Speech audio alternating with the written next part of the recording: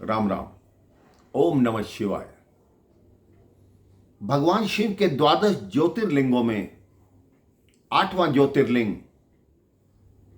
श्री त्र्यंबकेश्वर ज्योतिर्लिंग है। कहते हैं एक समय ऋषि गौतम अपनी पत्नी अहिल्या और अपने शिष्यों के साथ ब्रह्मगिरी पर्वत पर रहते थे। बहुत वर्ष हो गए, वहां वर्षा नहीं हुई, हर तरफ सूखा पड़ गया, खेत सूख गए, सब प्राणी निढाल हो गए, भगवान से वर्षा की पुकार करने लगे। तब ऋषि गौतम ने वरुण देव की तपस्या की। 6 माह की तपस्या के बाद वरुण देव उन पर प्रसन्न हुए और वर मांगने को कहा। ऋषि गौतम ने कहा कि यहां वर्षा कीजिए, यह हमें जल प्रदान कीजिए। वरुण देव ने उन्हें कहा, वर्षा का विभाग मेरा नहीं है, लेकिन आप एक गड्ढा खोदिए। ऋषि गौतम ने गड्ढा खोदा। वरुण देव ने उसमें दिव्य जल भर दिया और कहा कि ये जल कभी समाप्त नहीं होगा और इस पूरे क्षेत्र में हरियाली ला देगा। अब वो दिव्य जल इतना प्रभावशाली था कि उस जल के आते ही चारों तरफ स्वयं ही हरियाली होने लगी। वहां के लोगों की प्यास बुझने लगी। जो भी आता उसी दिव्य जल से अपना पात्र भरता। एक दिन की बात, ऋषि गौतम के कुछ शिष्य उस गड्ढे के पास जल लेने गए। वहां कुछ ऋषि पत्नियां भी आ गई। दोनों में बहस छिड़ गई। वो कहें पहले हम जल लेंगे, ऋषि गौतम के शिष्य कहें कि पहले हम लेंगे। इतनी देर में वहां देवी अहिल्या आई। उन्होंने कहा, आपसे पहले ये बालक यहां पहुंचे थे, पहले ये बालक जल लेंगे, उसके बाद आप लेना।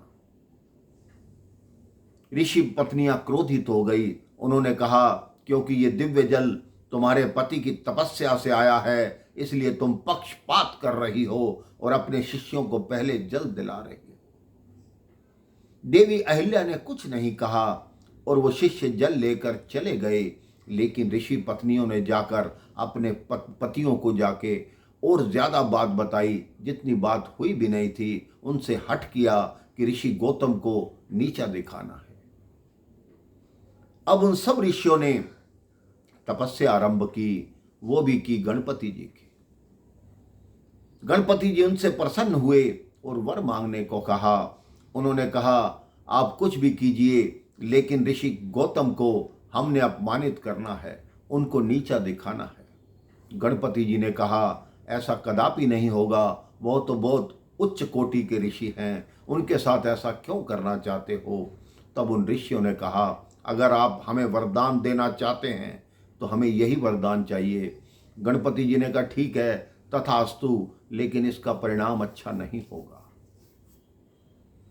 कुछ दिन की बात, एक दिन ऋषि गौतम अपने धान के खेत में टहल रहे थे। वहां एक दुर्बल गाय आई। वो गाय कोई और नहीं, भगवान गणपति ही थे। ऋषि गौतम ने देखा एक दुर्बल गाय है। वो अपने हाथ से चारा लेकर उस गाय को डालने लगे। जैसे ही चारे का एक कुश उस गाय को छुआ, वो गाय वहीं गिर गई और मर गई। अब जो ऋषि और ऋषि पत्नियां थे, वो छुपकर सब कुछ देख रहे थे। वो तुरंत भागे आए कि तुमने गो हत्या की है, तुमको गो हत्या का पाप लगेगा। अब ऋषि गौतम क्षमा मांगने लगे। कहते हैं, मुझे इस गो हत्या के पाप से मुक्त कराओ।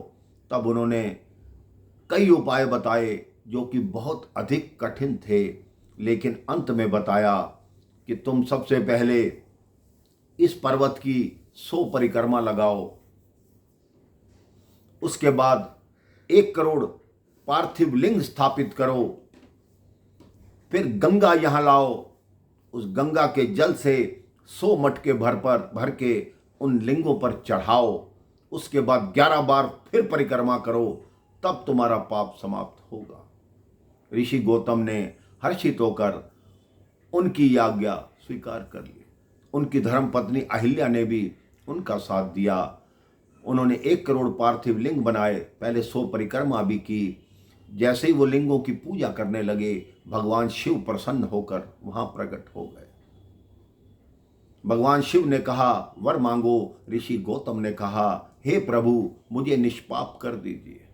भगवान शिव ने कहा, ऋषि आप तो सदैव से ही निष्पाप हैं। ये तो ऋषियों की क्रूरता थी, उनकी दुष्टता थी जो आपके साथ ऐसा किया है। मैं उनको छोड़ूंगा नहीं। ऋषि गौतम ने कहा, प्रभु, अगर वो ऋषि ऐसा ना करते तो मुझे आपके दर्शन कैसे होते। तब ऋषि गौतम ने कहा कि मुझे गंगा प्रदान कीजिए। भगवान शिव ने गंगा से निवेदन किया कि आओ, आप पुनः एक बार यहाँ धरती पर आओ।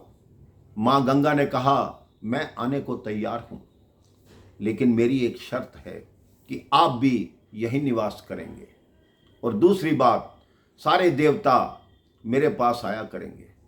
सब देवताओं ने कहा, जब बृहस्पति सिंह राशि में होंगे, हर 11 वर्ष के पश्चात हम आपके दर्शन को अवश्य आएंगे। भगवान शिव ने कहा, ठीक है, आज से मैं भी यहाँ त्र्यंबकेश्वर के रूप में स्थित रहूंगा। वो नदी जो भगवान शिव ने गंगा के रूप में अवतरित की, उस नदी का नाम गोदावरी था। गोदावरी नदी वहां बहती है। त्र्यंबकेश्वर ज्योतिर्लिंग महाराष्ट्र में नासिक के निकट है, जहां बहुत सारे श्रद्धालु, इतनी भीड़ होती है कि आप विश्वास नहीं कर सकते। सावन में बहुत लंबी पंक्तियां लगती हैं भगवान शिव के दर्शन को। जो भी भगवान त्र्यंबकेश्वर के दर्शन करता है, उसके सब मनोरथ सिद्ध होते हैं, सब बाधाएं दूर होती हैं। राम राम, जय श्री राम, ओम नमः शिवाय।